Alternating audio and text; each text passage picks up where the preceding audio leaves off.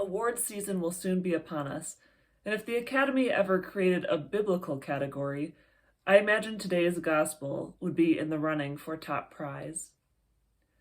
John's blockbuster story of the wedding at Cana features some serious gospel A-listers, like Jesus, his mother, and the disciples. But I'd like to draw our attention to the unsung heroes of many a movie and scripture passage, the props, particularly those 6 stone water jars in today's gospel. Props certainly have practical functions, but they can also serve as metaphors that deepen the plot's meaning. Think of Dorothy's ruby slippers from The Wizard of Oz, for example. As I prayed with this gospel story, I started playing around with the idea of the water jars as a metaphor for Christian congregations.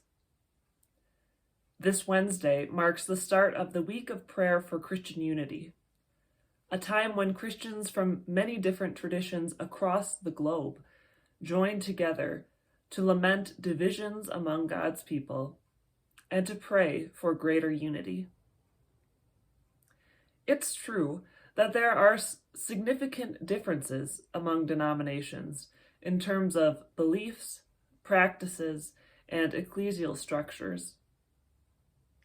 We have real work to do to recognize Christ's vision that all may be one.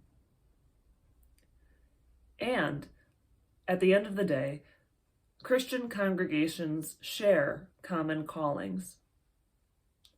First, like the stone water jars in today's gospel, Jesus calls congregations to offer space for coming together. Those 6 stone jars were the containers in which the servers could collect all the water needed for the ceremonial washings, and later the miracle. A drop here or a splash there is not nearly as powerful as 20 to 30 gallons of liquid together in one space. Similarly, the Christian life is strengthened together. We are made for community, and congregations offer space within their walls, in their neighborhoods, and even online to come together in shared mission. Second, like the stone water jars, Jesus calls congregations to support spiritual transformation.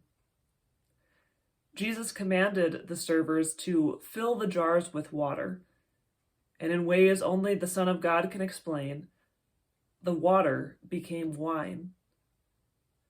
A transformation happened inside that jar. That jar was the site of Jesus' first miracle.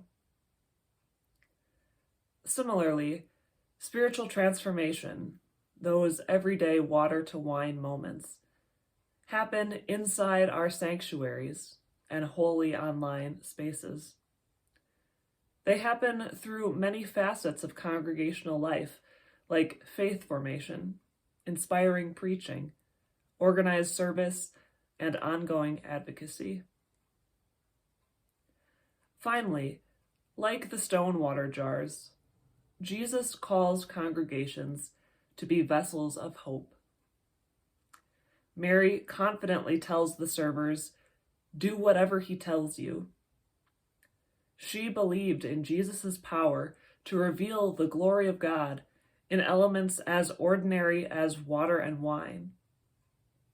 Jesus took average stone jars and made the hoped for happen within them.